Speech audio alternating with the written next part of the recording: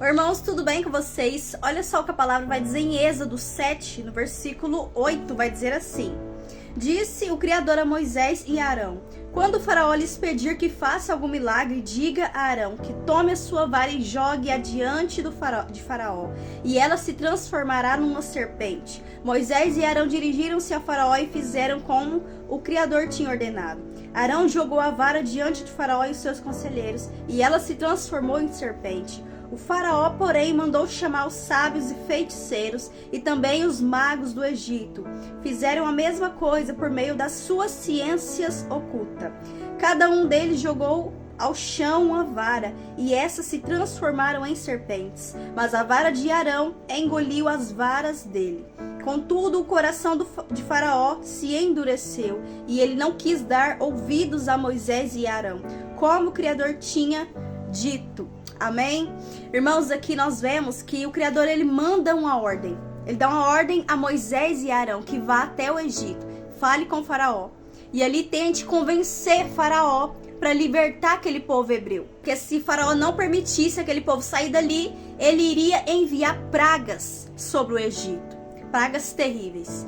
Só que ali, irmãos, diante daquela situação, o Criador falou a Moisés que jogasse aquela vara no chão, para que Faraó tivesse a certeza, para quando Faraó tivesse dúvida, para que se caso Faraó pedisse algum sinal milagroso, algum milagre, então o Faraó veria com os próprios olhos. E isso aconteceu, irmãos. Ali Moisés fez com que a vara deles transformasse em serpente. O faraó tinha os seus magos, seus feiticeiros, e também fizeram essa magia. Só que ali nós vemos, irmãos, que a vara de Moisés e de Arão que prevaleceu, porque a serpente que eles transformaram engoliu a vara de Faraó, a serpente de Faraó. O Criador, ele tem poder. Não há nada mais poderoso do que ele. E o nome dele foi glorificado ali naquela situação. Só que contudo, ali, irmãos, mediante aqueles sinais, aquele milagre, Faraó não deu ouvidos. Faraó estava com o coração endurecido. E ele não aceitou liberar aquele povo. Ele não liberou, porque o coração dele estava endurecido. O próprio Criador endureceu o coração de Faraó.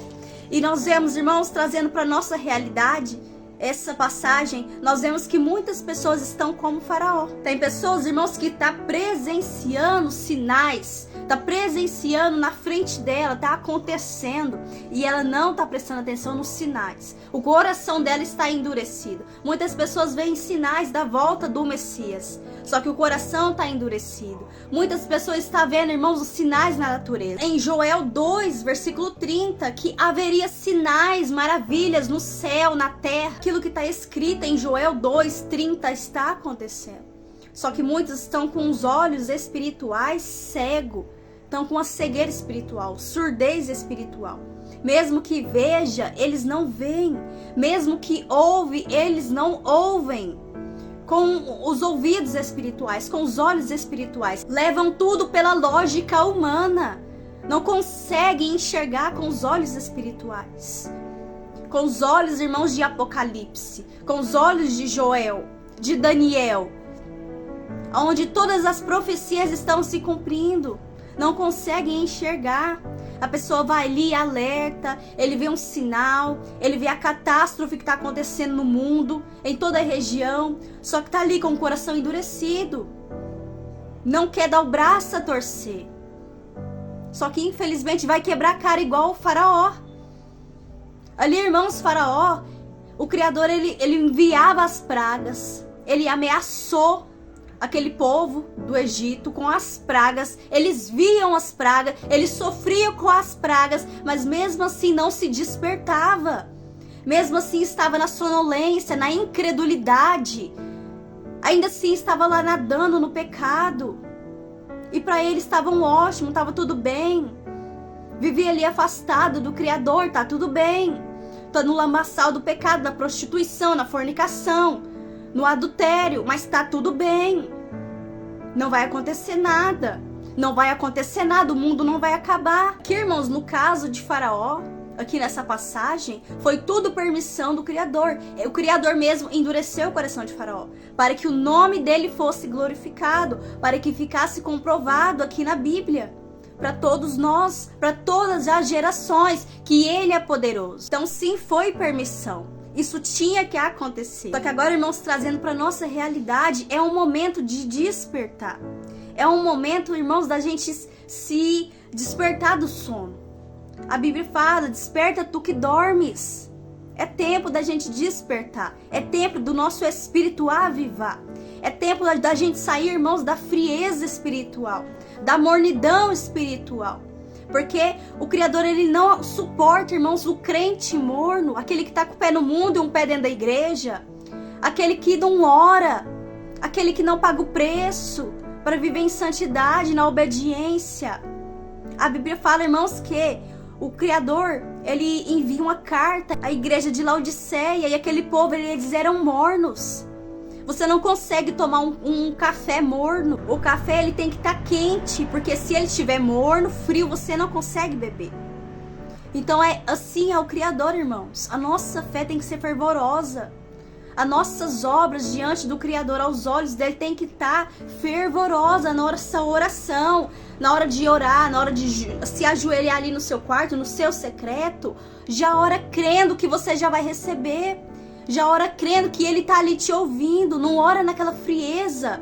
Não ora, irmãos, naquela formalidade. Seja sincero na sua oração. Não fique procurando palavras bonitas para orar ao Criador. Basta você ser sincero de coração.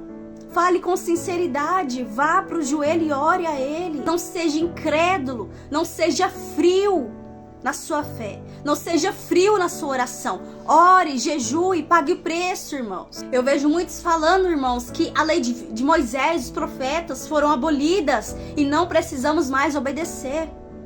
Aí eu te pergunto, então nós não precisamos mais honrar pai e mãe?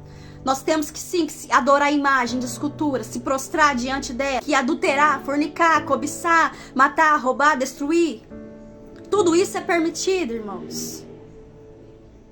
O próprio Messias falou que ele não veio para abolir a lei de Moisés e os profetas, e sim cumprir. E muitos falam que nós não precisamos mais jejuar, mais orar, pagar preço, porque tudo isso é da lei de Moisés e os profetas, o Antigo Testamento. Só que, irmãos, aquele que paga o preço, aquele que faz o que ninguém faz, vive o que ninguém vive.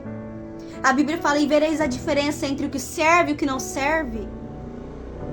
Há uma recompensa para aquele que obedece a palavra, aquele que pega e come a palavra. Aquele que obedece e guarda no coração, aquele que obedece sim no pé da letra.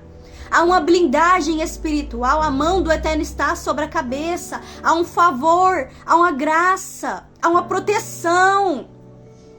Temos sim que atentar para a palavra. Temos sim que obedecer a palavra. Não descartar a lei de Moisés e os profetas. Mas sim obedecer, irmãos.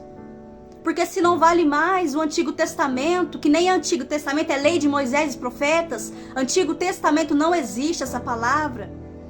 Então se ela não existe mais, então nós temos que pegar a lei de Moisés e profeta e rasgar e jogar fora, já que não vale mais.